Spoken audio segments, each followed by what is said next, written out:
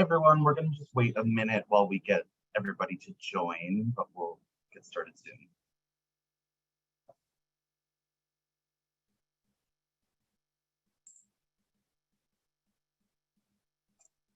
Okay, hello. Thank you for attending today. I'm Scott Sinclair. I'm the Senior Manager of Programs here at Cancer and Careers, and I'll be your host for today's webinar. Before we begin, we have a few housekeeping items related to accreditation. Now, today's webinar is accredited by NCCC, ASWB, the New York State Education Department State Board of Social Work, the California Board of Registrars, Society for Resource Management. Plan on requesting educational credits for this program from any of these accrediting bodies, please follow the following steps. First, you must log in individually. Participants who listen in on someone else's line will not receive credit. Second, you must complete and submit the evaluation and post-test, as well as receive a passing grade of 80% or higher on the post-test. Following today's session, you'll receive an email with all of this information. The follow-up email will be sent no later than 5 p.m. tomorrow on Thursday, August 4th, and certificates will be emailed within 4 weeks. Please also note that the presenters and planners of this program have not disclosed any pertinent financial relationships or conflicts of interest, and that no commercial support was provided for this program. But thanks in part to direct support from Genentech, HSN, and QVC, Cancer Careers is able to offer this 8th year of the Balancing Work and Cancer webinar series. This program was created to provide patients and survivors, as well as their care teams and employers, with concise, targeted information about the work-related issues that arise after a cancer diagnosis. Additionally, we'd like to thank Cancer and Careers' year-long sponsors who support all of our core programs and allow us to continue providing all resources and services. Now, as we know, transitions in life are inevitable and can be intentional or unexpected. Either way, they can offer new opportunities for learning, growth, reinvention, especially now in this rapidly evolving environment. Walk us through how to approach this incredibly important process. I'm happy to introduce Cathy Flora, a nationally certified career counselor, master certified coach, and author. Cathy is an executive coach who has held the senior leadership roles in both the public and private sector, and she's been a part of Cancer and Careers for a very long time. In fact, Cathy was the inspiration for our career coaching services. At the end of the webinar, there will be a question and answer period. Any questions that you would like answered should be in the Q&A box located at the bottom of your screen. Just so for our own peace of mind, please don't ask the questions for Cathy in the chat box, as they might not be seen. If you're joining us via phone today, you can press *9, which will alert us of your question. Now, without further ado, I'll hand it over to Cathy to get us started. Thank you, Scott. I'm so glad to be here. I'm so glad you are all here. I want to thank the whole CAC team for inviting me to talk about a subject that we have all been dealing with this past few years, transitions. And specifically, we're talking about positive work transitions and how you can manage through this current environment to create a positive work transition using strategies that look ahead to create what's next for you, however you want to envision it.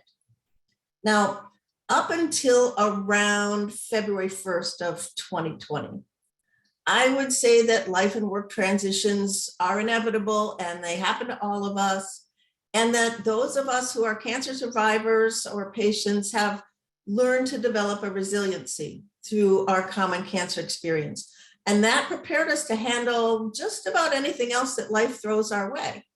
That resiliency especially is really essential. And we were ready for anything, right? That is until, next slide, please, Scott. That unexpected, once in a century, huge disruptive transition that happened.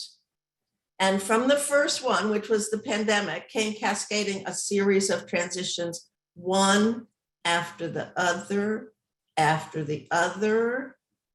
Next slide, please. And those transitions seem only to accelerate. Sometimes I kind of wonder if we're experiencing what was akin to what happened in the late Middle Ages into the Renaissance period, in which knowledge exploded all over the place, or maybe the Industrial Revolution in which work life changed forever across the whole globe. Right now, and I think probably all of you on the call, whether you're a medical practitioner or social worker or HR person, or someone who is going through resetting after a cancer diagnosis, we're all facing conflicting situations in the employment world where there are skills shortages and jobs are going empty, but at the same time, we see something that the experts are calling the Great Resignation. I'm sure you've heard that term before. And some people are leaving their jobs because they can, because they've got the skills and other people are going after them.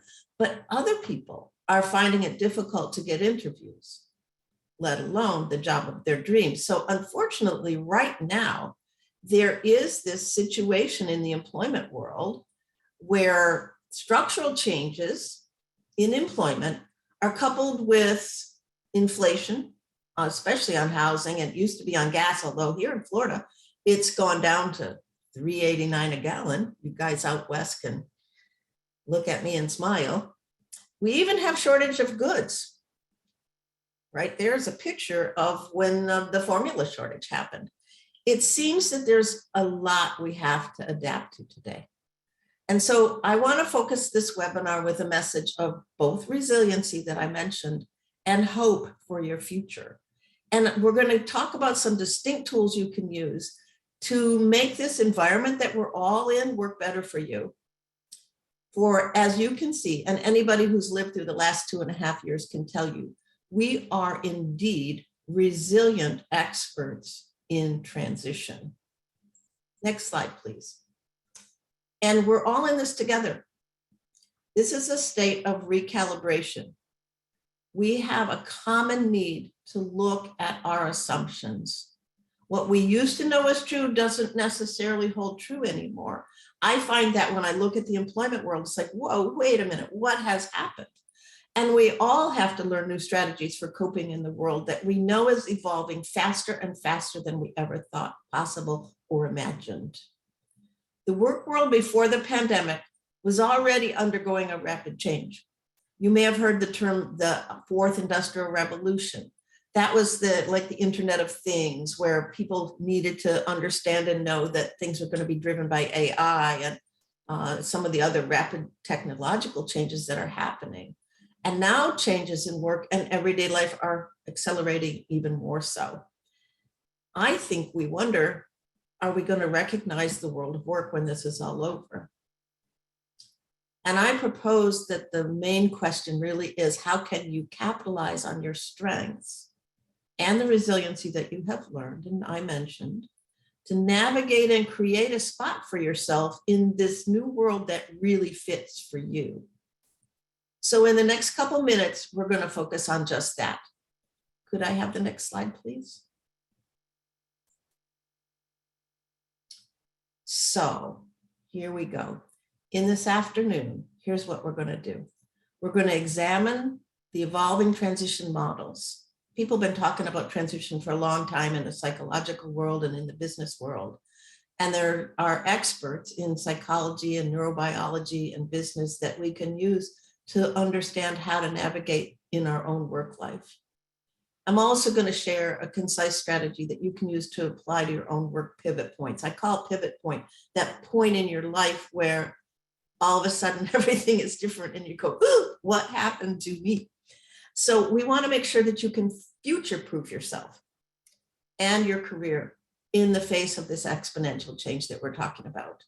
Let's go on to the next slide. And we're going to start with one of the foundational concepts by a psychological master you've probably all heard of, Erik Erikson. And Erikson talked about the identity life cycle, and he talks about it as being at different stages of life. You have a choice between something that really works or something that's dysfunctional. And that as you go through the external changes of growth in your life, from infancy all the way to old age, that external change is pressing down around us, but we're also changing on the inside. So these changes in that personal identity, they can be really exciting. You know, the kid who learns how to play soccer all of a sudden feels like a pro. The adult who gets their first job may be a little bit scared. Sometimes those changes have a big dose of scary thrown in, even though they're exciting. So no matter how many times we're going to encounter these passages, and people have called these passages too, if we're not prepared and not understand that they're normal, they can throw us for a loop. So we want all of you to have a plan in order to navigate them well. Let's go to the next slide. In line with Erickson's thinking, the way that a lot of us have thought about the world of work is that the main job of adolescents and young people is to figure out their work identity. Then once they figure out what they want to be when they grow up, they launch into the world and they're set for life, right? Well, we all know now that that doesn't happen anymore. Maybe it used to. Maybe you could go out and join a guild and become a leathersmith or a blacksmith or something. But nowadays, people change jobs a lot. And the average person who is now in kindergarten will be doing jobs that, you've heard this before, that don't even exist today. So more recent research that has delved into work identity doesn't say that you're going to find your ideal work and your ideal work identity once in your life. It says that there will be different times in your life driven by different kinds of events, whether it's a change or a passage from, say, middle age to old age, or from early adulthood to mid-adulthood. Or it can be something that causes a cycle to shift. And that cycle of shift could be your cancer diagnosis.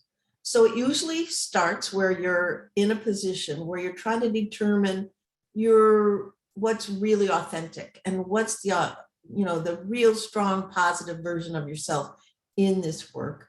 And then you get plugged in, and then you have work achievement in which you settle into that job and you do really well. But then maybe you're bored with it, or maybe you get that cancer diagnosis, or maybe there was a pandemic and all of a sudden you lost your job. I don't know. But that can cause you to rethink what matters to you, and it can cause you to change and shift and go back into what we call the work moratorium. And what it is a good thing, because it causes you to kind of continue to seek your best fit. And it's a normal and healthy response to change. If you understand how you're naturally wired to react to these kinds of transitions this way, then you can navigate them much more effectively. So let's go on to the next slide. And I want to talk to you about two guys, William Bridges and John Kotter. And they were back in the 80s and 90s talking about a transition model. This one that you see up there is the William Bridges model. I used to talk about this model all the time when I was doing what was called outplacement work when I lived back in Boston. And you may have heard of it. And then John Kotter had 8-step model for transitions in organizations. If you've been involved in any organizational change efforts, you may have also been familiar with Kotter's work. The basic premise of both of them is that in any transition, you're going to go through a phase of letting go. And then you have to make that leap into the unknown, that kind of scary period of time where you're not really sure where you're going. That I call the neutral zone. And then eventually you're ready to engage and go into the new beginning. Life smooths out until the next transition. It looks benign. It looks kind of like a wave. I know all about that living down here in Florida. But guess what? It's not calm and soothing. Not at all. What you can experience in a transition of a job loss or a difficult diagnosis or any big change in your life and work is challenging. And it may not be what your head and heart are telling you that you want to go through in your own transition. Next slide, please. These are the kinds of emotions that Bridges talks about in a person going through change. And actually, Kotter says organizations actually have predictable emotions that individuals are going to go through too. And it makes sense that you're going to feel some sort of elation, or I would call it getting let out of the box feeling when you first have an ending. It's like, oh, yay. And then you get a little nervous and you go through a period of reassessing, and then you feel excited to go on again. And knowing about this, the fact that the emotions are going to be sort of a roller coaster can help you feel a little bit more comfortable inside about what you see. And realistically, though, this is not as smooth even as it looks here. Let's go on to the next slide, Scott. It feels more like that. It feels like, oh my gosh, what did I go through? Oh, I don't want to look at it. Oh my goodness, what did I do? Oh, I hate this. Oh, I'm so excited. Oh no, I can't do this. There's all kinds of emotions and feelings and reactions that can go on. And it's not necessarily comforting to think about transition that way. Let's go on to the next slide.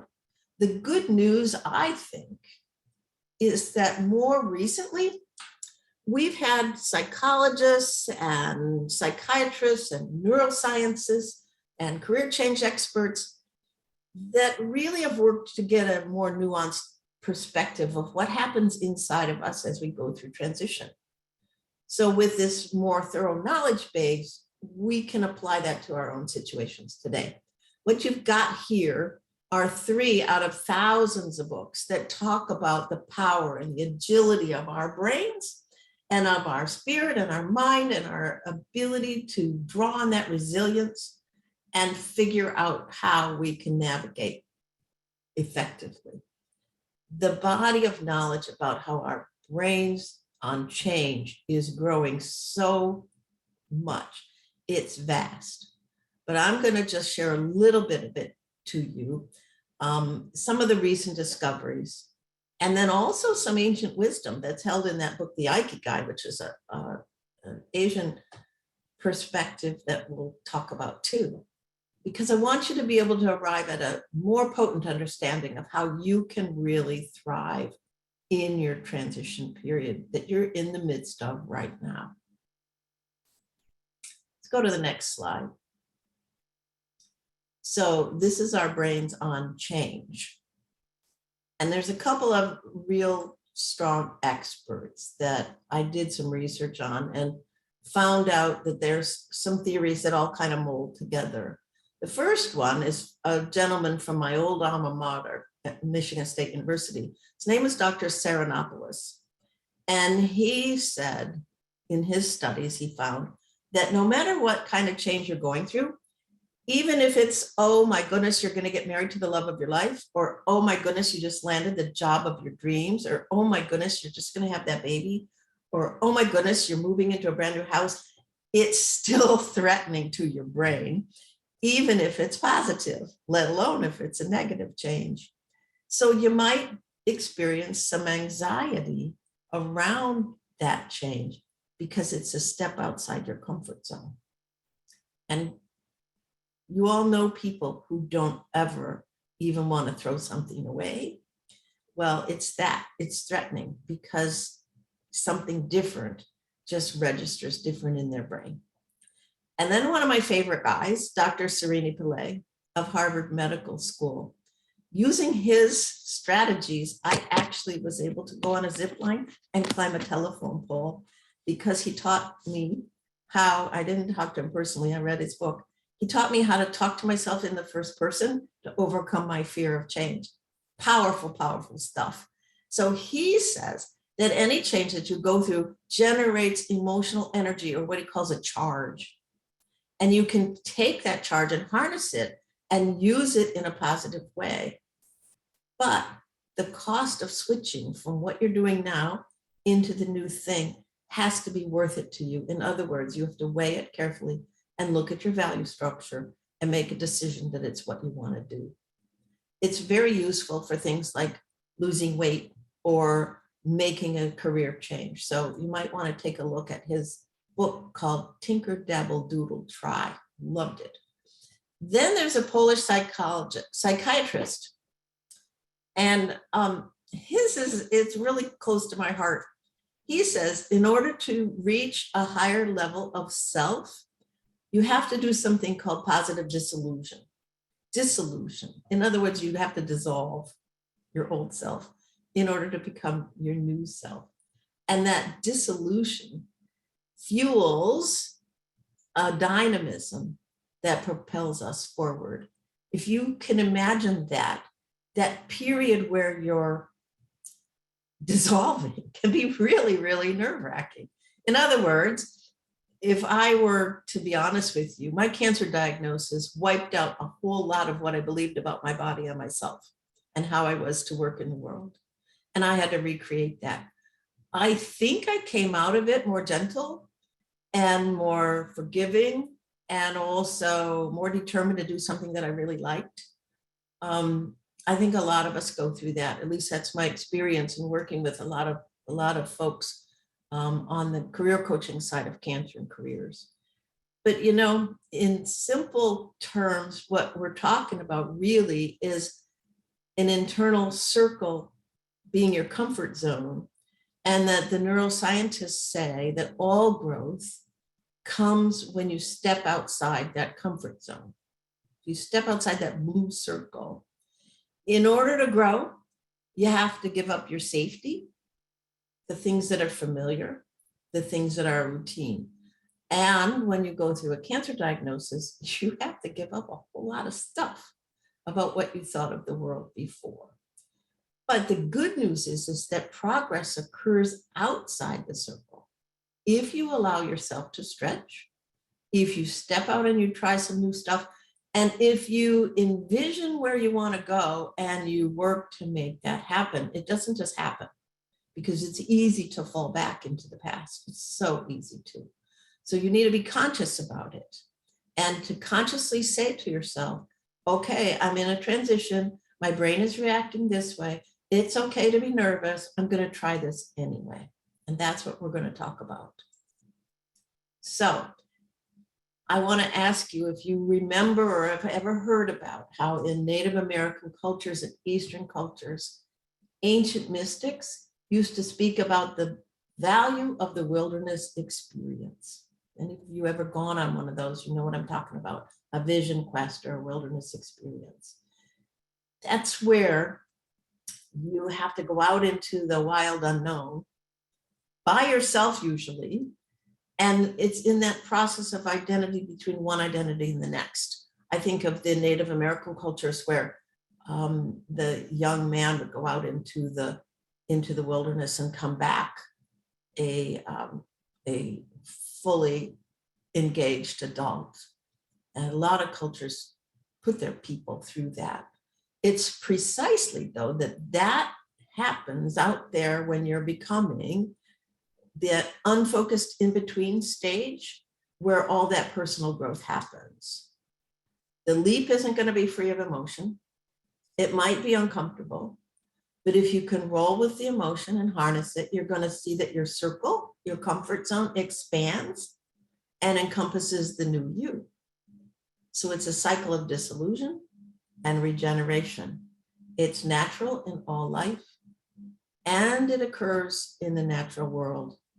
Now, you know, I'm still talking about jobs and careers, but what I'm talking about is the internal stuff that goes on when you're faced with recreating who you are after a big change, like we've all been through with this world of work, or you have been through with your cancer diagnosis. So we're going to go on to the next slide. And I want you to look at a familiar example. And we all have a picture of a caterpillar weaving the cocoon, right? I have a girlfriend who raises monarch butterflies. I know that sounds crazy. She gets milkweed seeds and she plants them, and then the monarchs come and create their chrysalises in her backyard. And she watches them, and you can see those caterpillars weaving a cocoon. And what happens is they rest in the brownish greenish shell for a couple of days or weeks, and then they crack it open, and that caterpillar has become this marvelous butterfly. Just like that, right? Nope, that's not how it happens. It's not really very appetizing, but it's really amazing. And if you've had a chance to, and I would encourage you to do this, somebody on YouTube did some time-lapse photography of what happens inside of a chrysalis. And it's messy and it's unappetizing and it is miraculous. So go watch it yourself. So here's what happens. The caterpillar sheds its skin and it leaves a chrysalis. It wiggles and squirms out of its skin to make this chrysalis, and then it whirls around on this little thread that it's attached to a branch usually. And eventually the skin and the bugs seem to disappear inside this rubbery shell. And if you look inside the cocoon early in the process, it's kind of icky, gloppy stuff. I call it gross bug glop. But in that glop, there are cells that contain the DNA-coded instructions for turning that bug goo into a delicate winged creature. That is coded for transformation. It has a code for transformation, but it can't become all it's intended to be until it dissolves into that glop and does that internal work that's necessary. And once it does, and the transformation is complete, it lets the sun and the wind dry its wings, and then that beautiful creature flits away. And we're kind of like that in transitions. If we hit a life's pivot point in life or at work, sometimes it feels like we're that ball of glop. I know I felt like that when I lost my job during that cancer treatment. But you know what? What kind of a mystery lies within, and what kind of magnificence are you coded to become if you stay resilient in the face of that transformation? Because, and this is a phrase you've heard many times, I really believe it to be true. We are here. We were made for times such as this. So let's go on to the next slide. So what's our status now? We've all been forced into some kind of work moratorium, right? None of us are working the way we used to work before 2020. None of us. And what will be the future? We don't know. You could be just in the throes of a work change, or maybe just trying to get used to a new environment just because of all the things that are happening in structural employment world. Or you could be trying to get used to a cancer diagnosis. But for each and every one of us, you have to put that pandemic experience and the tectonic plate disruptions into the world of work on top of that. And they've all sent us into a place of uncertainty. It's kind of obvious to me that we need some strategies for how to work our way through this. You have to be able to navigate the change. So we're going to take everything that I've just talked about, what the brain experts have told us, and what they recommend to apply it to our work transitions, and we're going to figure it out together, okay? So next slide.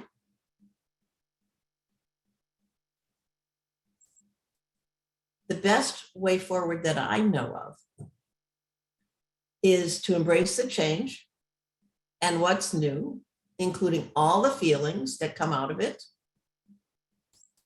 And when you sense you're entering into the new phase of work, you've really got to try some of those things. Enter what I call the pivot point flow. Step into your own cycle of discovery, your own chrysalis, if you will, and create that future that you envision. You got to go one step at a time. So next slide, please, Scott. Here's some steps. The first step is pause. Pause. Yeah, don't be frantic. Don't go running around. Sereni Pillay says that your mind does the best work in times of quiet, times of self-reflection.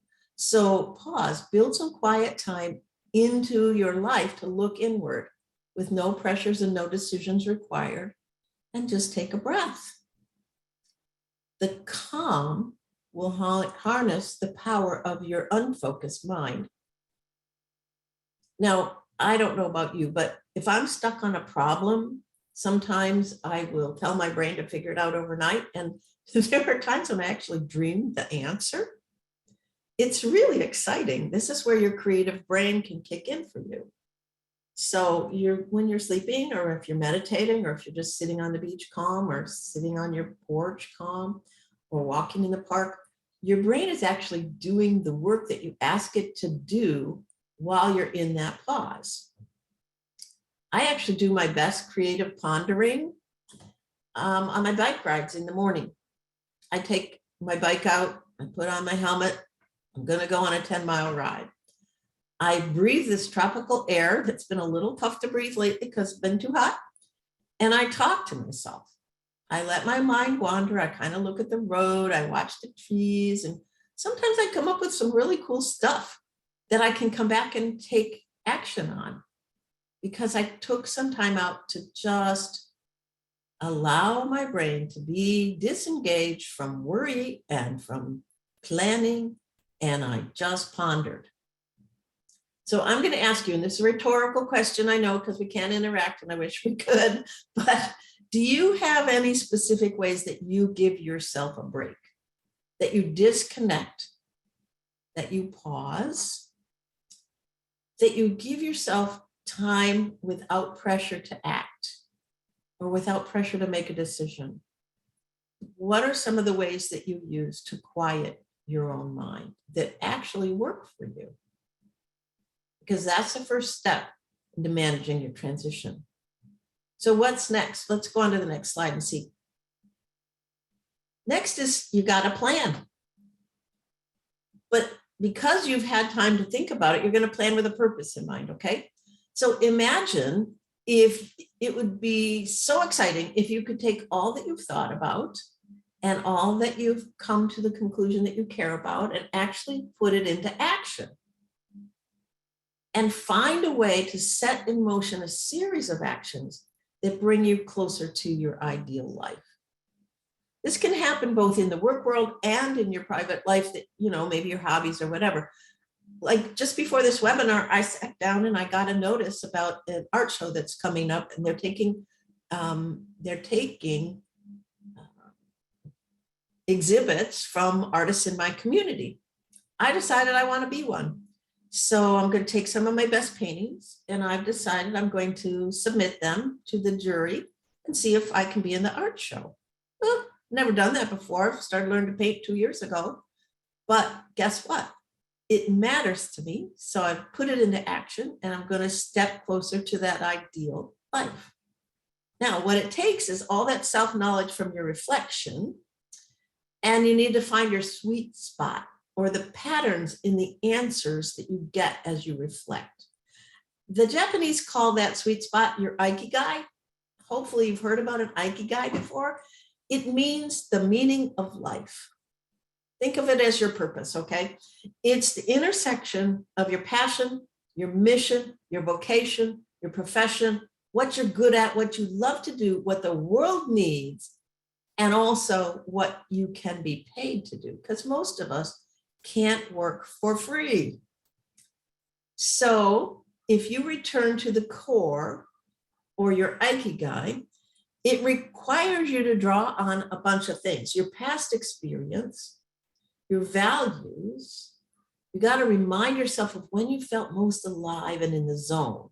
When did you work where it didn't feel like work, where you were playing? And where you found the most satisfaction and meaning in the things that you were doing in your life. Those that studied the blue zones on Earth, have you ever heard of blue zones? There's a whole book on it. It's really cool. It's where people live the longest. And Okinawa is that place in particular that they found that those who lived the longest in Okinawa lived by Ikigai. And they had really long and really happy lives.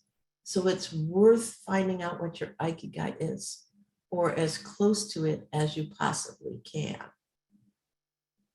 Let's go on to the next slide and let's talk a little bit more about that, because I think it's real important. As I coached people in cancer and careers, or in some of the coaching practice that I've had in my past, I frequently am asked the question, how can I find something to do that reflects my new values? Especially find this when people are coming out of a cancer experience. I am living in my new normal. I don't want to do what I did before. How can I plan to go forward? And really, if you put it in the terms of Ikigai, what they're asking is, what's my Ikigai and how can I achieve it? And here's what I usually tell them. And it applies to anyone who is encountering a professional pivot point, whether you're off work, changing careers, in a career that no longer feels right for you, feeling like you need to grow. Take a look first at your accomplishments and what you've done that makes you feel successful. Then take a look at how you've been spending your time and determine if that activity gets you closer to expressing your core values and beliefs. Well, you got to figure out what your core values and beliefs are first, don't you? Then look at what skills you have. Because I always tell people, cancer doesn't take away your skills. You have those in a bank that stays with you your whole life. But then take those skills and think about them and figure out which ones of those bring you joy. Determine where and how you want to make a difference in the world. The Ikigai matters. It matters that you make a difference in the world because we're not individuals on an island. Then you got to figure out if you have to say no to some things in order to leave room for the yeses that are going to come. But you can't stop there. Let's go to the next slide. After you make your plan and you figured some of this stuff out, and this is going to require you to do some writing, maybe some posting in a journal, maybe just some talking yourself into a tape, I don't care, but capture this stuff. Don't just think it in your head, write it down. And it's important for you to think about how you're going to position yourself for impact because we're human beings and we care about making a difference in our world. So take a little bit of time every day to answer a couple of questions. Number one, what makes you stand out? What's your value add that you bring to the table? What do you care about the most? What are your work-related values? Do you care more about serving people? Do you care more about solving problems? Do you care more about crunching numbers? How are you wired? What's important to you in your work? Then I want you to prioritize your list because you're going to use it to evaluate all the work opportunities that come your way.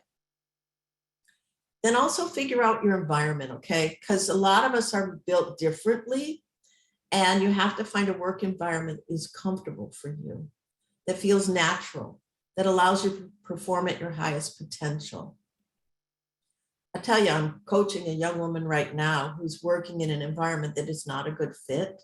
She loves her job, but the environment is so toxic that she really needs to move on. And I'm having a little bit of a difficult time getting her to see that if she doesn't change the environment, it's always going to be stressful for her because that's not my decision to make, but it's my job to help her see that. So, you know, environment matters as much as job title, as much as job responsibilities. Environment includes the people you work with, the kinds of setting that you're working in, simple things like what's your desk and office like if you have one, or will you be out and about all day long? And important big things like, does this place of work hold the same values that I do? And are they expressed in the things that we do day to day? So finally, you got to also think about what type of difference that you want to make in the world, in your field of choice. Once you figure these things out and you actually have written them down, they're going to stick in your head and you're going to be able to talk to people about them when you network and when you do your job search. And it's going to come across very exciting. Your eyes are going to sparkle. They're going to catch your vision because you're going to believe it and you're going to be seeking something that really matters to you. You know, every single one of us is so unique. We are so different that nobody can tell you the answers to those questions. You've got to figure it out on your own. So spend time at it. Think about it. You may not be able to find your ideal fit right away. A lot of times people think, oh, you know, this is an ideal. I don't know if I should take it. Well, first of all, land the position, try it out, maybe. Maybe you can't do paid work right away. Maybe you have to do some volunteer work. Maybe you have to take a lower level position. Maybe you have to grow towards your career. Maybe you need to get a new kind of education. I don't know. But if you keep that vision in mind, you're going to be amazed at how you were able to express your work and the value that and the desired impact that you want to have in your daily life and work, no matter what role you end up playing. And believe it or not, you can express your daily work in a variety of roles. I have probably had, if I were to count even working in Kentucky Fried Chicken when I was young, I probably had 32 different jobs. Oh boy, yeah. But in every single one of them, I've had a chance to learn something and I've had a chance to grow into how I wanted to make a difference. And one of the things I learned at Kentucky Fried Chicken is I didn't want to work for a boss who screamed and threw things. And then, you learn from the good ones as well as the bad. Okay, let's go to the next slide. So there you go. No matter what field you're targeting, with all the changes that are going on in the workplace, every single one of us, and I don't care if you're solid in your career, if you just landed your new job, you've got to keep retooling. And it's critical that you learn certain skills, and you're going to have to keep learning.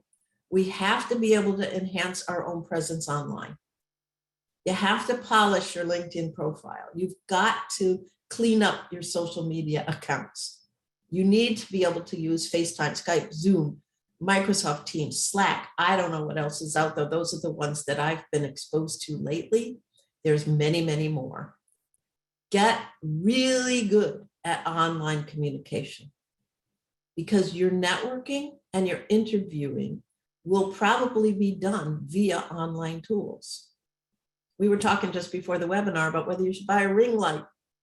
Yeah, maybe, but just make sure your lighting is good and that you test it out ahead of time. You've got to understand how to work remotely and how to still be noticed by your colleagues and peers if you end up landing a job where you're working remotely. You have to be able to manage the protocols of online meetings, even if you're generally not online, because guess what? All of us eventually will have an online meeting. And we want to remember to make sure we turn ourselves on mute if somebody comes in or the dog starts to bark. It's important in your job search process, and as you get to the point where you know what you want to do, to practice using these online skills.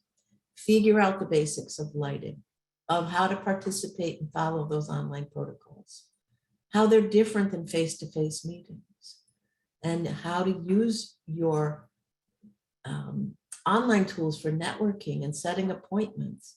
At least in the near future, probably that's going to be the case. And how to work hybrid, what works for you.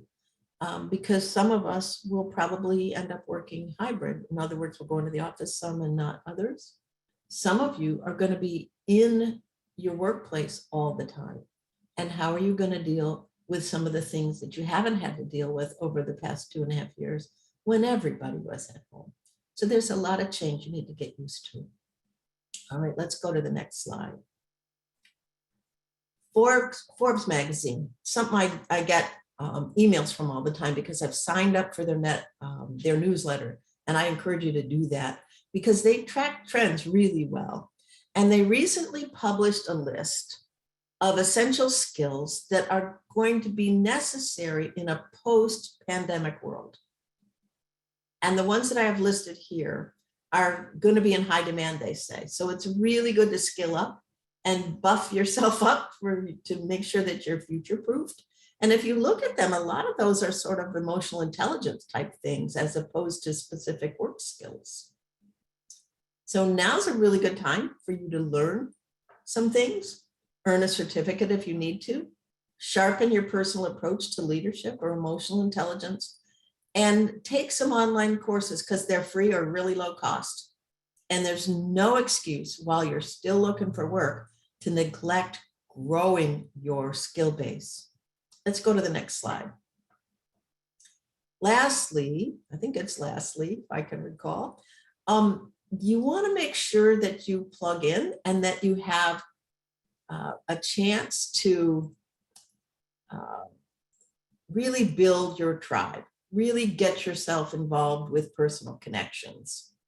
So you got to find some like-minded souls for the journey that you're on. And I personally missed a whole lot of interpersonal connections that were disrupted during the pandemic. And they're vital. You got to find your tribe. So we want to make sure that you can find people who can act like your board of directors and that will give you guidance, and they'll call you on your stuff. All right. They got to be able to celebrate life with you, but they also got to be able to call you aside and say, hey, Cathy, you neglected to do what, blah, blah, blah. Or, you know, I set this meeting up for you and you didn't follow through. Because you can easily, when you're on a job search, get lost in the internet and disconnect from people. So I want to challenge you to stretch yourself and get outside of the way that things have been. And as one of my heroes used to say, commit yourself to something that's greater than your own self-interest. Because just playing with people and hanging out and having fun can be really good for you. It also can lead to other things that will help you get to where you want to go.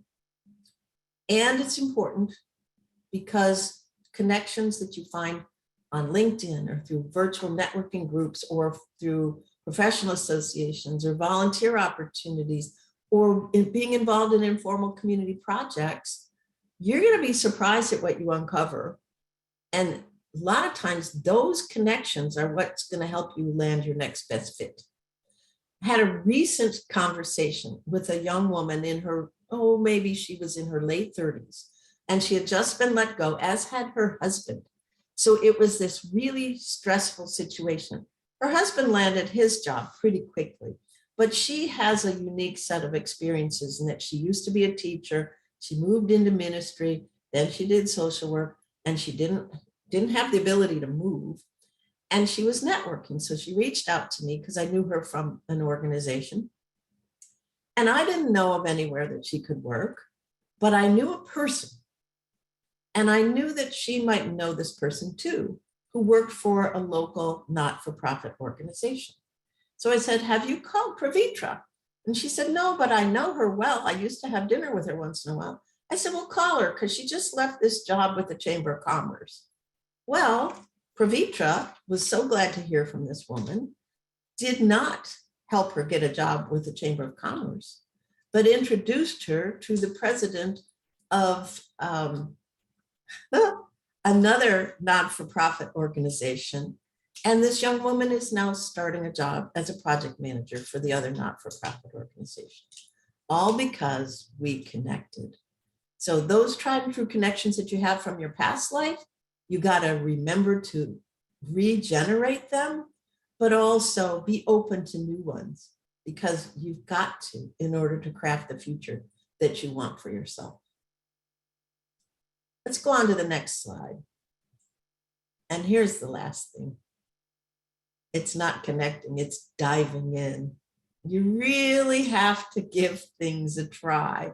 You can think about it and think about it all you want, but follow this tinker, dabble, doodle, try theory, because only by sticking your toe in the water will you know if it's a good fit. You know, and not everything's going to have a good fit, but only if you stick your toe in the water are you going to know what there is that you liked and what there is that you didn't like about something. You might be pleasantly surprised that this whole process that we're talking about has given you a way to recreate the future that fits even better than the one that you experienced before. And I have to tell you, I mean this with all my heart.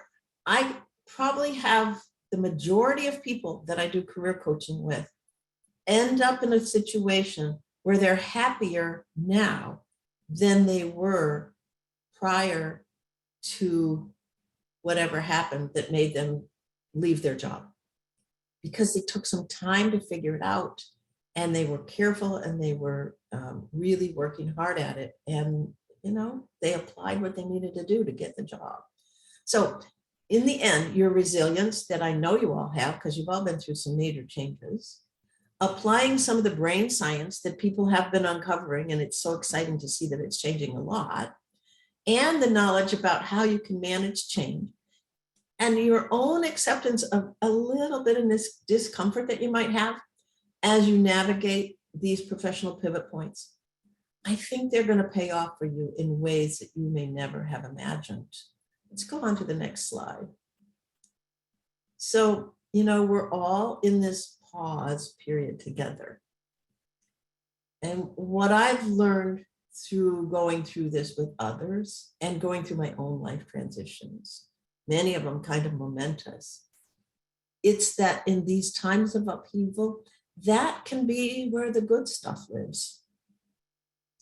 If we use those times to better understand ourselves and our world and where we fit into it.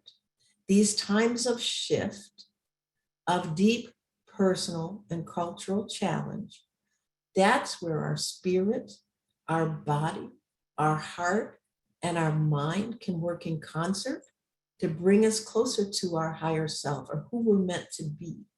If we're aware of the transition's power and transformative potential that we have and use all of it for our own growth, what a privilege it is for us to become that which we were intended to be.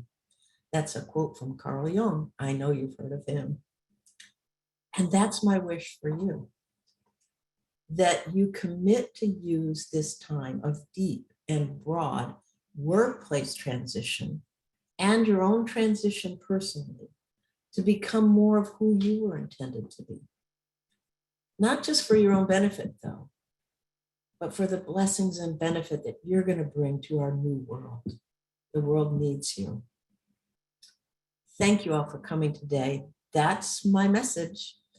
And I'm really happy to stay here and answer questions if you have them.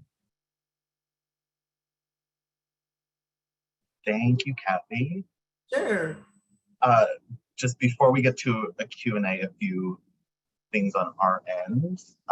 We have some upcoming events here at Cancer and Careers that you can see on the screen.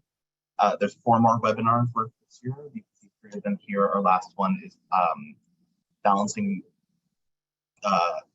work and caregiving. So if you have any caregivers in your life that you want to pass that along to, you can find all of the information on our website. We also have a new series coming up that's going to all be in Spanish for our Spanish-speaking audience called Ask the Experts. It's going to be 4 different sessions, one with an oncologist, one with a nutritionist, one with an attorney, and one with a psychiatrist, talking about how their different expertise can help you out. So again, if you have any Spanish-speaking people in your life that might benefit from that, be great to pass along. And then we also have our West Coast conference, and I use West Coast kind of in quotes because it will be digital on Zoom again, just like our other conferences the past couple of years, but that's going to be on Saturday, October 22nd. All of these are free to register for. You can go on our website right now. This deck will also be sent around if you didn't get it this morning, and you can click these links directly there. But we hope you can join us for that. Now for some Q&A. First one here we have is, what if your mind doesn't feel as sharp as it used to be and you still get tired and therefore unsure of what type of rigor you can maintain at work? So you can focus on what type of level, role you would, what type or level of role to target in your job search during your transition. Mm-hmm. That's a challenging question because I don't know what your background and experience and work has been. But I can tell you from my own experience and that which I've heard from others, okay? And so you can take or leave what I say. But the first thing I can say is rest and be gentle with yourself. And I say this because I forced myself to work all the way through my cancer to the point where I did kind of fall out. And what happened then is I found myself needing a lot longer to recover than I might have, or maybe it just would have had to have that time anyway. but I found a group of people who were leading a cancer recovery group, and they taught us things like nutrition and yoga and stretching and breathing and all of those tools to enable my body and my mind to reintegrate. And I know that people have to work, but I also know that we need to be kind to ourselves and we sometimes need to rest. Speak with your medical professionals, make sure that they have you on everything that you need in order to rebuild your body. And then look at your work, test a few things, try a few things, get yourself thinking again. I know I had a hard time with numbers after a while, and I would like lose things. And for a while there, it didn't feel like I could concentrate when I was reading. So I found some other tools, and I had to practice in order to get back into the work world. And I took a part-time job first before I moved on to a full-time one. That may not work for you, but the part about being kind to yourself, being gentle with yourself, and taking the time to rest will work for you. So think about how you can apply that principle to your own situation. Thanks for asking that. I think there's also, if you find that you're in a role that, you can always ask for a reasonable accommodation or something to help get you through the role once you've gotten into it. If you realize, oh, I don't have the energy to stand all day, or I don't have the capacity to do X, Y, or Z because of where I am right now, is also always an option for you.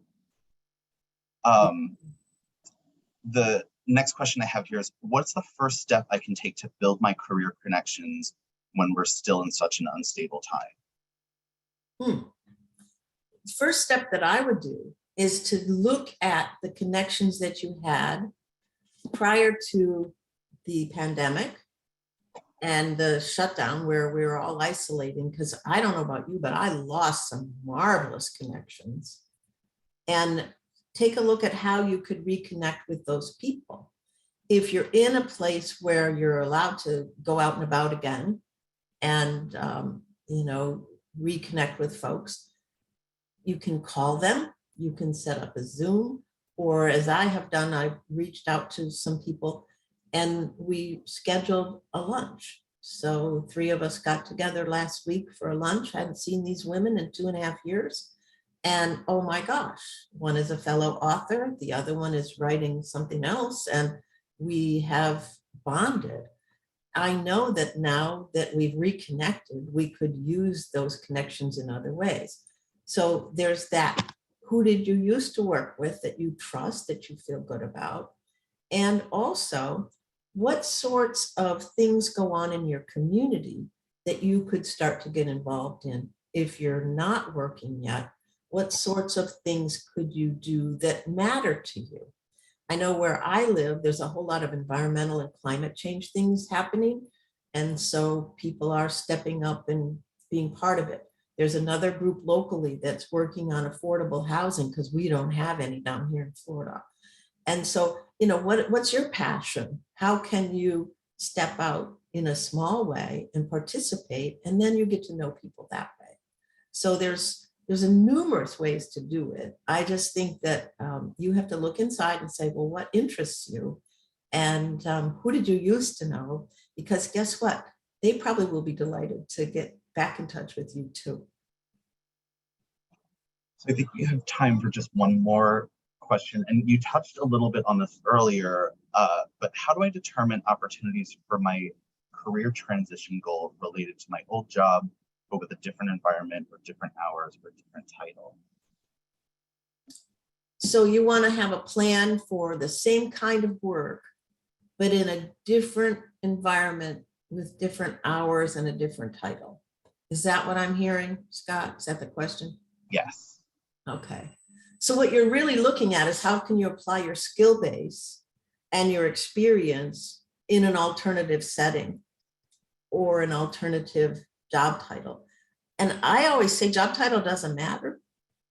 Environment matters, and what skills you're going to use every day matter. So the people you work with, the kinds of places you work, the hours that you work, that's environmental stuff. And then the skills that you bring to the table matter. But what will be important is that you can do the translation for the new employer about what your job used to be called and how you can take those same skills and apply them in the thing that's called something else. And I see this a lot when I work with military people because, you know, they might have been in charge of, in fact, I just saw a military guy get hired as a manufacturing safety manager when he worked for the Marines and he was responsible for munitions. Well, okay, they're making pizza at this manufacturing operation, not munitions, but he sure as heck had to know about safety. So what you got to do, and what I'm trying to use with this analogy, is make the translation for the employer. And a lot of times that's tough because you know that they're using these resume scanning software. So you want to network your way to people and be able to talk about how you have this, this, and this skill. You've built it up over this, and this years of experience. And this is the impact that you've been able to have. And here's how you see how it applies in their setting to meet their need. No matter what you do, always think about what's the employer need and how could you best solve that need, bringing the skills that you have to bear. I hope that answers your question. Thank you. So I think we're out of time right now, but Cathy, thank you so much for everything. We're going to be sending around an evaluation to everybody tomorrow. It helps us, your feedback helps us design this program, know what works, what doesn't work. So we'd really appreciate if you could fill that out. And if we didn't get to your question today, please feel free to shoot us an email, cancerandcareers@cew.org. We also have a Ask a Career Coach section on our website where you can go and ask a question, and we have a team of volunteers as well as our staff will answer questions for you as well over there. It's a great resource. I think, Nicole, if you can drop a link in the chat to that for anyone who's interested. And again, on this slide, we have all of the CE requirements. You'll be getting the email tomorrow with the eval and the test. But thank you, Cathy, and thank you everybody for attending. I hope you have a great afternoon. Thank you for participating, and thank you for asking me to do this. Appreciate you, Scott. Appreciate you. Take care. Thank you.